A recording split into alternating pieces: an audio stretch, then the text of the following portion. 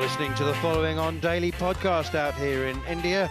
I'm Neil Manthorp, and the team will be bringing you a podcast every single day during England's tour of India, which is live and exclusive on talkSPORT 2. India are in complete control after day one of this first test against England here in Hyderabad, with the hosts closing on 119 for 1, trailing by just 127 runs. We'll get exclusive reaction from England batter Ben Duckett. Double Ashes winner Steve Harmison and England great Darren Gough will join us to look back at the day's play, and we'll get the Indian viewpoint from Chetan Narula, who's on our commentary team as well. So plenty to come over the next 25 minutes or so. Don't go anywhere. This is Following On talkSPORT 2 and the talkSPORT Cricket YouTube channel. Let's start with Steve Harmison. It was a wonderful toss to win for Ben Stokes. It was something that both captains desperately wanted to do, to bat first and make best use of the best batting conditions of the Test match. And England made a really good start, but that was against the seamers. The game was transformed and the spinners came on, and England suddenly lost 3 wickets, their first 3 wickets, for just 5 runs in 21 balls. And Ben Stokes managed to get them from 155 for 7 to 246 all out. And it was a breathless day, a lot happening, very few quiet periods. Yeah, very few quiet periods, and it all started well for England and for Ben Stokes. You know, you talk about mentioning England had to win the toss. It was so crucial that England won the toss in this first Test match to get them into the series, to get a score on the board which would sort of keep them in the series. And that sounds negative and not the Bazball way, but unfortunately I think when you look at the sides, I think a lot of people have got India as favourites. So England had to get the rub of the green, which I thought they got when they obviously got the toss. I thought the Ben Duckett wicket was not the rub of the green. It was a decent ball from R. Ashwin. It went on with the arm. It clipped the top of leg stump. It was an on-field decision, which was an umpire's call. And I think little decisions like that have to go England's way if they want to be successful in this series. But when you're sitting there at lunchtime at 108 for 3, I thought England were in a half-decent position, and it wasn't for the brilliance of Stokes at the end, along with Tom Hartley, to get them to 246. But at 246, I thought they were in the game, and then the wheels came off from there. Darren Gough, gone are the days when we criticise batsmen, however great or up-and-coming they are, for getting out to a sweep shot. But, I mean, Joe Root's one of the best sweepers and one of the best batsmen in the history of the game. So for him to get out for 29, top-edging a sweep to short fine leg, is disappointing in the old-fashioned sense, because he's scored thousands of runs with the shot. Yep, he has, and I think a few of the players have got in the head, but that's going to be the shot for them to keep that the strike rotating. I think Ben Duckett, we've seen he's going to do it, a mainly reverse sweep. Zach Crawley is not really a big sweeper of the ball. He likes to use his feet. That was his downfall as well today. And when you look at the card, you've got quite a few batters got in, and none of them really went on there, except for Stokes. I thought Stokes was brilliant there. The way he marshalled again at the end, wickets falling around him. He just stepped on the pedal, didn't he, and got that 70 off 88 balls, which was fantastic. But 246, we were saying, it's not a bad score, and it's not. On that pitch, I think it's a decent score. They'd probably batting first, they'd have wanted more like 275, 280. But the way India have played, they've made it look a different game. They've just made the pitch look not flat, but as though if you play the right shots and stay positive, you can score on this pitch. Goughy, I'm going to ask you and Harmy, and you'll both have a better idea than I will, or many of our listeners. Why did Mark Wood only bowl 2 overs, do you reckon? Even he said that he was hoping or expecting to bowl 4 over spells. Yeah, I was surprised. I thought he swung it, didn't he, first couple of overs, and I thought with his pace, you've got a chance of him knocking someone over up top. We saw Rohit Sharma in South Africa get knocked over by Rabada with pace. And if you're going to play the seamer and not Jimmy, and you're going to play somebody with express pace, you would have expected him to bowl a couple of more overs. I just think they wanted to get the spinners into the game. They saw how much you were turning. You've got Stokes, who was out there for quite a bit. Rooty was out there. These are senior players. Johnny Bairstow, and said it was a lot harder to probably face spin. So he got his spin into the attack, didn't he? But it didn't work for him tonight. No, it didn't. And when I seen Mark Wood come off after 2 overs, I thought, right, he's come at this end. He's come at the other end, because he bowled from the opposite end to where we're commentating from. And I just wondered if he was going to come and bowl from our end and take over from Tom Hartley. Tom Hartley, really struggled early on and got to about 4 or 5 overs and got a little bit better. But I thought at the end of his 5th over, 5th, possibly 6th over, he could have come off and Mark Wood could have had another 2 or 3 overs, along with Jack Leach, who was starting to get some sort of feel and some control. So that was something I was sort of scratching my head at a little bit. I thought Mark Wood would have come on then and had a go, especially with a short ball. A little bit of uneven bounce in the middle of this pitch. 2 batters who aren't, Shubman Gill's a little bit taller than Jaiswal, but at the end of the day, I think 94, 95 mile an hour, utilising both the middle of the pitch and then obviously the base of the stumps. I think I would have put that on for at least 1 or 2 overs at the end of the day when the light was starting to fade. And as for England spinners, Gough, you said the Ben Stokes wanted to get them into the game. A word on Tom Hartley's debut. By the way, he made a very, very useful 23 in England's recovery. 23 from 24 balls, 2 fours and a 6, and he looked very comfortable.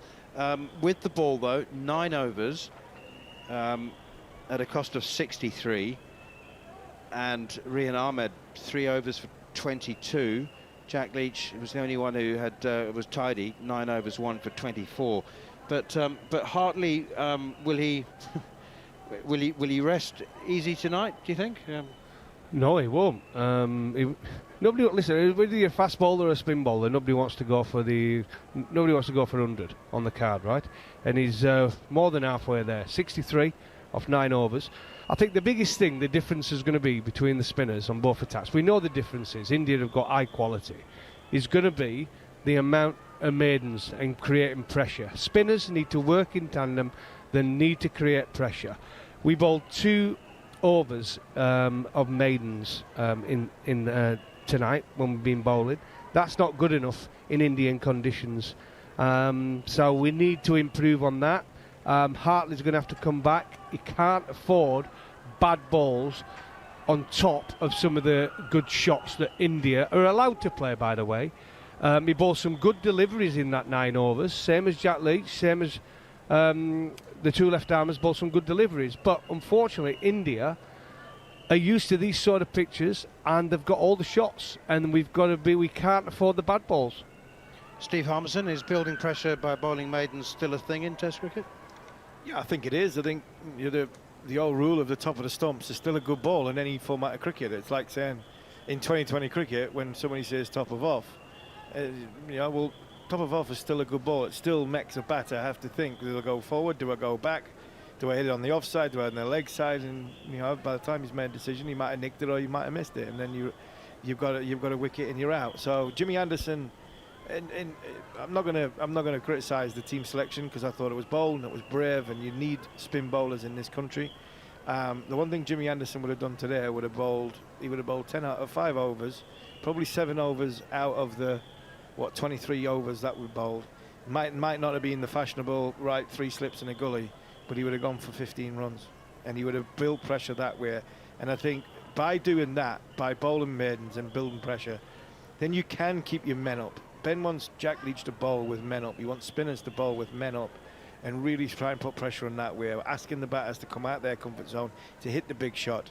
Well, when you're going at 9 and over, it really, the horse is bolted. You're trying to drag it back and drag it back. England, unfortunately, they haven't got a bowler out there, apart from probably Jack Leach, you could say, is the one that's going to contain. That when you are going at 5 and 6 and 7 and over from the end where it's containing, and the water's gushing out the other end, you're thinking, well, how do we then build pressure to get a wicket? Because wickets come from pressure. Jack Leach got his wicket because he bowled 5 or 6 good balls, dot balls in the right area, and Robert Sharma's tried to take him down the ground because he tried to relieve pressure. And that will never ever change from cricket. I know you're saying 142 years of Test cricket, and Ben Stokes is trying to, reinvent the wheel, and he's done brilliantly at what he's done. But there are things that will never ever change in Test match cricket. If you bowl 2 or 3 maidens in a row and create the pressure, the batsman will always crack. And that, unfortunately, from a maiden's point of view, like Goughie's mentioned, I don't see many maiden bowlers out there for England. Goughie, just back to England's batting quickly. You mentioned already that, a scorecard with 20s and 30s never looks pretty. And there are some batsmen who might question the shots of their choice of shots that they played.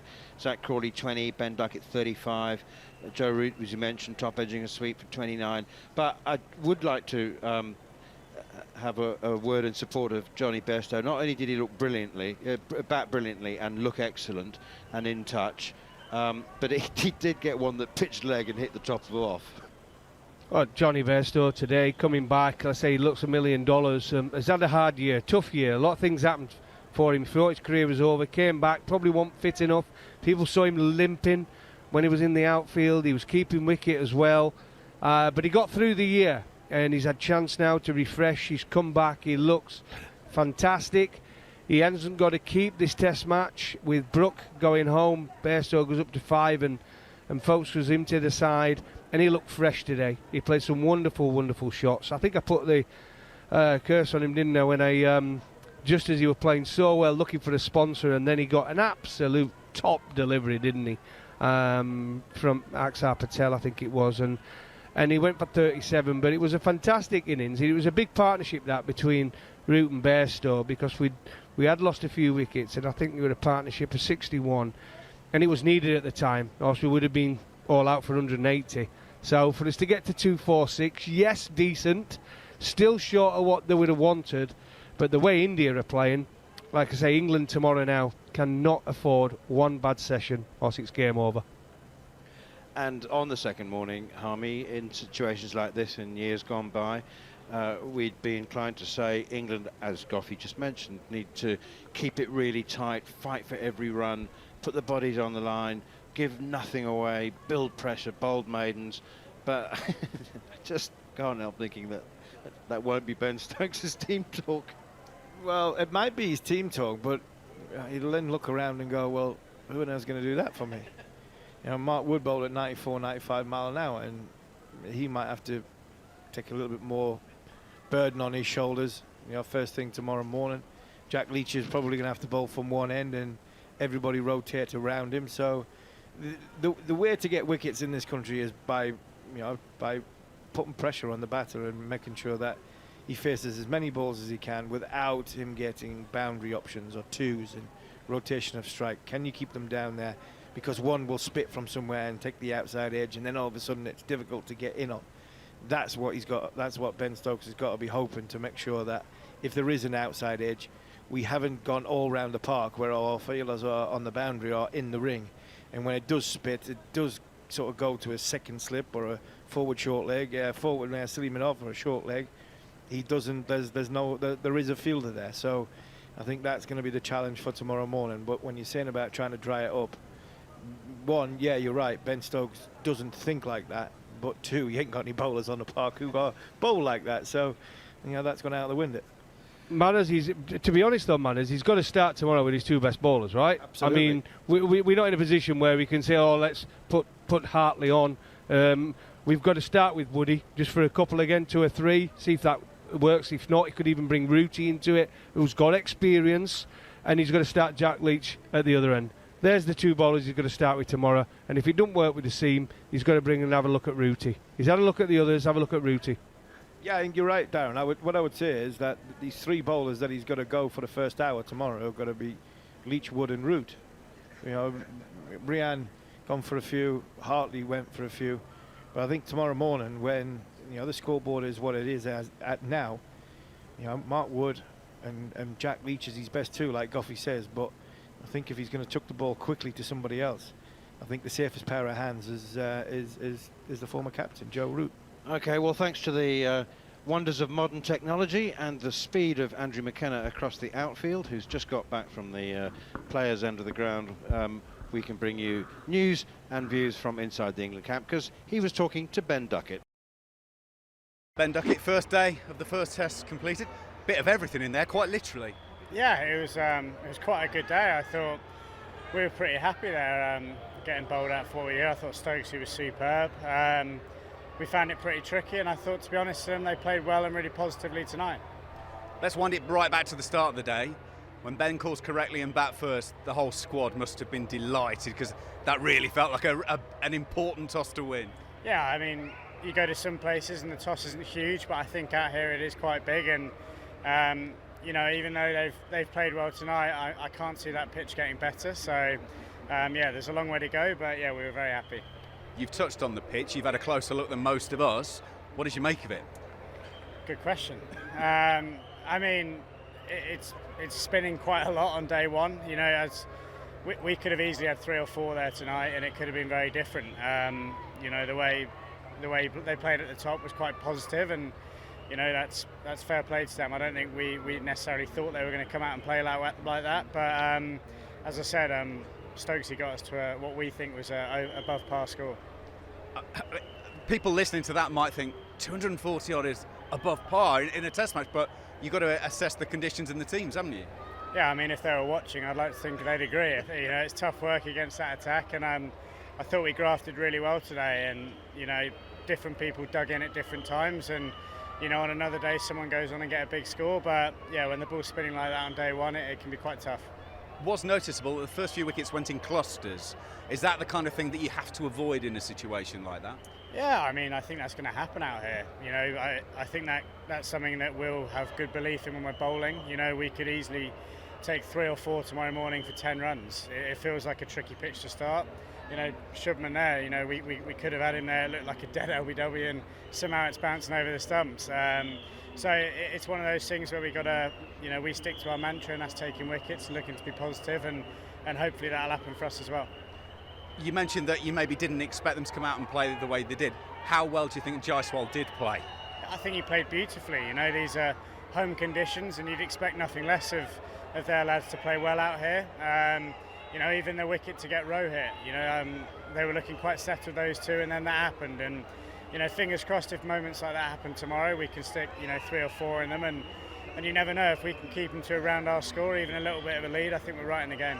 Word for Tom Hartley on debut. I mean, what a game to come in and make your debut and hit your first ball for 4 in Test cricket. Yeah, the way he came out and batted, I think that 20 could be crucial. If you look at the end of the game with it spinning on day one, those 20 runs could be huge, and yeah, to go and play with the freedom he did was great to see. There were a couple of virtually unplayable deliveries. I mean, Johnny got one that was just off the charts. How do you address that as a professional player? I mean, if you guys can't hit those, what chance has anyone got? You just got, you know, sometimes you get a good one. You know, that can happen out here. It's not going to be the last ball this series that someone gets a good ball to get out on. So, you know, it's a shame because he was looking really good today. But I think the positive side of that is that's happened on day one, you know, before tea. So I can't imagine day 2, day 3, day 4 are going to get any easier. It's going to be fun, isn't it? I hope so. Very quickly, Goughy, get your thoughts and Steve Harmison's before we finish with Chetan Narula's viewpoint from India's side. But he was very chirpy and cheerful, given that England finished on the back foot. His view that India's total was above par, Goughy, that came as a bit of a surprise. Yeah, above par. I had a chuckle at that. I don't think it's above par score. Batting first, 220 in a Test match. I think yes, it did turn, but there was still, you could still play the shots. It didn't stop. You just watched Jaiswal playing there, right? Those check drives out with the supposed rough left-hander batting. He played some unbelievable shots. You can still play. You can still hit 4s. You can still hit 6s. You can still drive the ball, right? But it takes technique, and I think par. It's a decent score from England, but it's not par. I think par would have been 275. I honestly believe that. Steve Harmison? Yeah, I'm trying not to dive in with 2 feet off a long run-up after what Ben just said, but it sounded as though Ben Duckett is talking as though India are 150 for 5. You know, sounding as though that England's bowlers, England's spin bowlers are Ashwin, Ravindra Jadeja and Axar Patel. That's the difference. The difference in this series, and the difference between the two sides, is going to be the bowling unit that India possess compared to the bowling unit that England have got. And that's the difference on this surface. This surface looks, when England's bowling, and I'm not having a go here at England. I'm not having a go at the England bowlers at all. We've got two lads with one cap between them. Jack Leach hasn't played since for 7 months. And you've got Mark Wood, who is a strike bowler. You're talking about a bowling attack. It's not the Indian bowling attack bowling on these surfaces. So from that point of view, I think we've got to be careful on being critical. But Ben Duckett saying that England got above par score, I would agree with him if he had the bowlers that India have got. But unfortunately, he hasn't. And so a par score when England are bowling is probably 300 plus. A bit different when India are bowling. Many thanks to Darren Gough, many thanks to Steve Harmison, and a final word from India's perspective from Chetan Narula. There won't be any approach, any talk about the approach on the second morning, other than more of the same, chaps. Well, yes, absolutely. I think they will, first of all, try and figure out what the conditions have to say on day 2 morning. I mean, we don't expect too much difference in conditions, but at the same time, a couple of wickets here and there, like we've discussed, they come in bunches, don't they? It just depends. Will they take the attack once again to England? Because if they do, then England will be searching for answers. So that's obviously seems like the thing to do. But look, India go back to the hotel, as we discussed earlier on. They go back to the hotel the happier side. And that's a wrap from day 1, the first day of England's 5 Test match tour of India from the Rajiv Gandhi Stadium in Hyderabad. I'm Neil Manthorp. This has been the Following On Daily Pod, and we'll have more for you from day 2 and the rest of the tour. But live ball commentary, remember, live and exclusive on talkSPORT 2 from 4 AM UK time tomorrow.